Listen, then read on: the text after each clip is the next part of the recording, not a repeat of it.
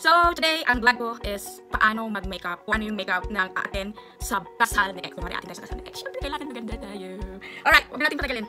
So, first, syempre, alam nyo guys, nabibili ko lang ito kahapon na product. Syempre, kasal ni ex, kailangan yayamanin. Ayun nga. So, ang gagamitin ko first is primer from Tarte. Okay, nabibili ko lang ito kahapon at dahil kasal ni ex, kailangan social. Alright. So, gotta put some. O, diba? Shout out doon sa ex ko na sinabi niya na walang bangka papunta sa bahay nila. Sinungaling! Okay, this is the primer from Tarte. Para hindi ba kubak yung mukha natin.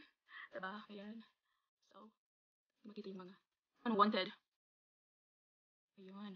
O, diba? Alright, kapag na tayo mag-prime, natagpan na natin ang ating magkubak mukha. Smooth na siya, guys. So, maglalagay tayo ng foundation from Morphe. Na syempre, bago ito, kabibili ko lang din kahapon dahil kasal ex, kailangan yamanin. Okay, this is Morphe. The color is medium 14. So, lagyan natin ng foundation para magtago ng ating mga freckles ba. Ayan. Okay. Oh, kailangan marami kasi marami lang tayong tinatago. Alright. Siyempre kasal ni ex, kailangan maganda tayo para may konti. Sino yan? Ay, ex ko ba yan? Shout out nga pala sa kanya. Ano ba? Okay, so usually gusto ko gumamit ng brush or sometimes this one, yung sponge. But I like to use yung sponge. I mean brush. There you go. O diba? O yan, natago ng ating mga freckles. Siyempre, kailangan smooth yan para hindi tayo ng ex mo na hindi smooth ang transaction. Ayan, natapos tayo mag-foundation. Natapos ng ating mga freckles, ang mga buko-buko is napalit tayo na. Okay. Ayan, gumamit tayo ng foundation ngayon is mag-draw tayo ng ating brows. So, using it on wild. Mumurahin syempre kasi wala tayong pera ngayon. Doon lang tayo sa mga foundation kasi doon dapat tayo nag-invest. Kasi syempre marami tayo mga hindi magandang kanais-nais sa mukha. Anyway, mag-draw na tayo. So, there you go. Ganda. Next.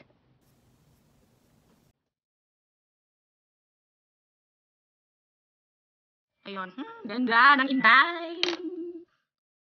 Ayan, natapos na tayo sa ating eyebrows. So, ngayon, nalagyan natin ng brow pencil. Lagyan natin ng line here para maganda pa rin. At syempre, Nike ang style. Wala akong, ano mirror ko sa dito sa kabila. So, nahirapan ako. Mirror. Ayan, syempre, kailangan kilay slide. Ayan. Ayan, kakaya naman kay ex. Kailangan doon ng ganda. Ayan, natapos na tayo sa ating eyebrows. Look at that. Nananapag na. Kaya parang Nike para patutusugin yung ating ex, diba? So, next natin ngayon is ay ating eyeshadow. So, I'm using Morphe again from Jeffree Star. So, look at the shades, guys. Kailangan yung ating eyeshadow since kasal ni ex is bonggang-bongga dapat. Okay, so I'm gonna use first the shades para yan. Okay din. Yan, guys.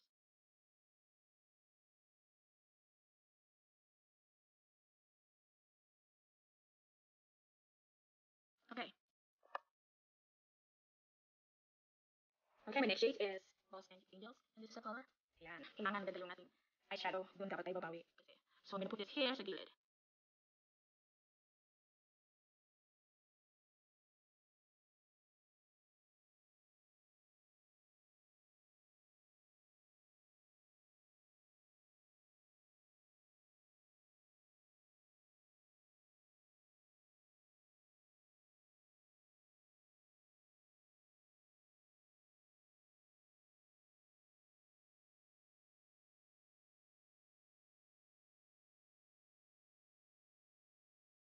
And malapit tayo matapos sa ating eyeshadow. So, ngayon, isalagyan natin ng glitters. Sa gitna para ayan, i-dab lang natin sa gitna. Diba? Ganda. Malaki yung stock. Maganda. Ayan. Siyempre dahil kasal ni ex, kailangan pumuputi-kuti ka. O, diba? Ayan yung ating makeup look. Siyempre dahil atin tayo sa kasal. Kailangan, diba? Pumuputi, umiilaw tayo. Ayan guys, yung ating. Alright. Next natin is concealer. Dito sa baba para hindi mo natin na ex na pila tayo. Alright, next natin is concealer and I'm using Lancome Social. Diba? Sabi ko sa inyo, pagdating sa mga foundation, mga eyeshadow na yan, kailangan pangyayamanin. Kasi ang mukha natin is sobrang bago-bago. Concealer here, and then concealer here.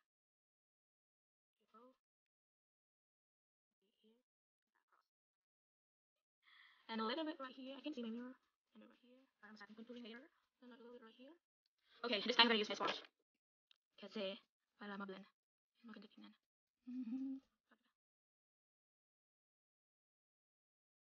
Nasaan kaya yung ex ko, ano?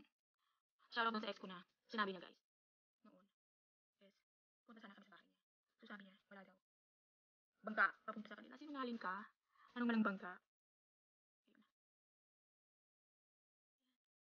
Oh. So, naglalagay na lang tayo ng foundation. Ano ang next consider? Ayan, naglagay na tayo sa ating um, eyeshadow. So, like this, how it looks like. And, syempre, hindi kasi ako gumagamit ng eyeliner masyado. So, lalagyan ko siya ng, ibigay natin sa baba. So, diba?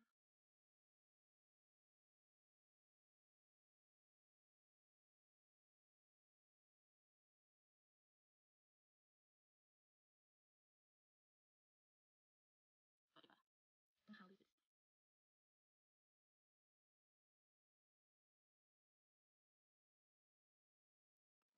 Ganda! Okay, contouring na tayo. Okay, then pupunta na tayo sa ating contouring dahil malaki ang ating mukha. Kailangan nating paliitin. So, I'm using Smashbox. Sakit na ng likod ko, oy. Hirap mag-vlog.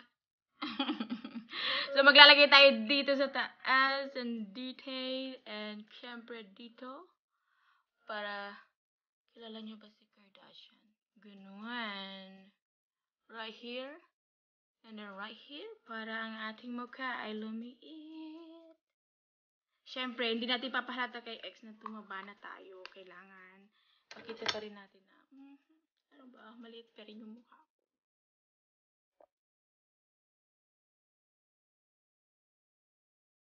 Okay, so tapos na tayo sa ating contouring. Kita ba sa camera? Ewan ko. Anyway, share ko sa inyo. Mag-contour na tayo ng ating nose kasi syempre, hindi mo tayo pinanganak na matangos. So, lalagyan natin ng peking matangos na ilong. So, dito, ito yung aking sikreto. I'm using a pencil kasi mas madali siyang i-contour. But later, I'm gonna show you how. So, syempre, pupunta kayo sa inyong line ng inyong nose, bridge, na gusto nyo i-contour. Yan. And then this one too. Kailangan, medyo mas magkalapit sila. Wait lang guys. Yan. Okay. Para ba? And then detail. Maliit. And dito konti. I'm gonna show you how to contour it. Kasi, mas madali siyang, i-drawing. Yan. I'm using this flat brush to contour my nose.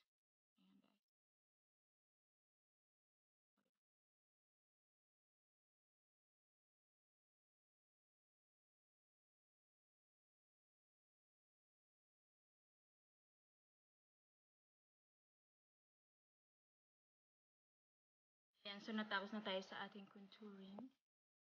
There you go. And lalagyan natin ng highlighter sa ibabaw para, alam mo yun, magmukhang totoo. Na parang si ex mo, hindi totoo. Hello. Okay, so yun yung ating nose. Lalagyan mo ng highlights yung bridge ng nose mo para umangat. Dahil nga, hindi tayo matangos ang ilong. Diba guys? Ang ganda ko. Okay, next na natin is maglalagay tayo ng bronzer. I'm using Still Lauder. Oh, social. So, oops, not this one. Okay, this one. I'm using the bronzer right now. So, lalagyan natin yan dyan para lumiit ang ating malapad na mukha. Yan, lagyan mo rin dito para mapeke sila. Ayan, and then here. Ang ganda. Ang ganda ko. Alright. Okay. Natapos na tayo sa ating bronzer. Medyo lumit ng ating malapad na mukha. Next is your powder. So, humili lang tayo ng Never Lights. Yan, para hindi naman sobrang matalbugan si bride, diba?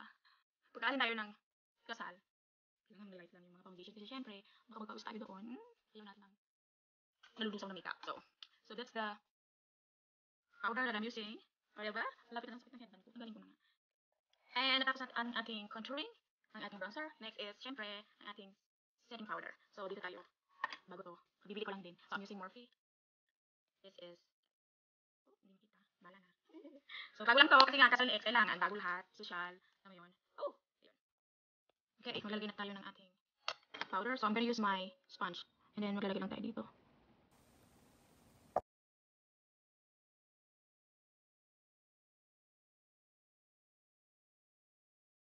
Okay, so natapos na tayo sa ating contouring. ang ating setting spray is done also. So right now, I'm going to do is, ilagay tayo ng ating pamula sa mukha. Pamula. So we're going to use L'Oreal sa aking, syempre gusto ko yung Bare Light lang sa aking blush. So lagyan natin ng konting blush yung aking mukha. Diyan. Para hindi naman tayo mukhang mahirap doon. So yan. Lagyan ko dito. Okay. Kaya ba, guys? Konti lang para, alam mo yun, parang social lang. Kasi darker na yung aking eyes. So kailangan konti lang yung foundation. I mean yung blush. Okay, so next natin is, maglalagay tayo ng ating highlighter sa ating gigil. Dito. Para, kung pa Pure 6, nag-glow. So, tumingin ka ganyan, nag-glow yung iyong face. Diba? The next is right here. Tingnan nyo guys. It's very pretty. Ay, pak! Ewan ko lang. Diba? Yung nose ko. Yung nose page natin. Napeke. Okay? Alright. Next is, we're going to use a setting spray para tumatalang ating makeup. Diba? Magiging fresh. Pa din. Oh, I'm using Smart Bag setting spray. So, ano nga ba yung gamit ng setting spray? Ito yung para tumagal yung makeup natin. 24 hours. Diba? Ganda ko. Ayan. So, next natin is, syempre, ang ating, lagyan ko na ng dikit. Ang ating lashes, syempre. Kasali kailangan ng lashes tayo.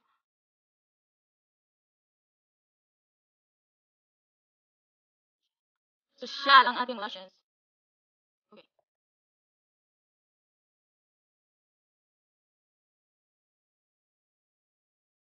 Alright guys, natapos na tayo sa ating, diba? Ang ating eyelashes, napak, nananapak. So, next natin is lipstick. So, ang gagawin natin muna is draw muna tayo ng ating lip line.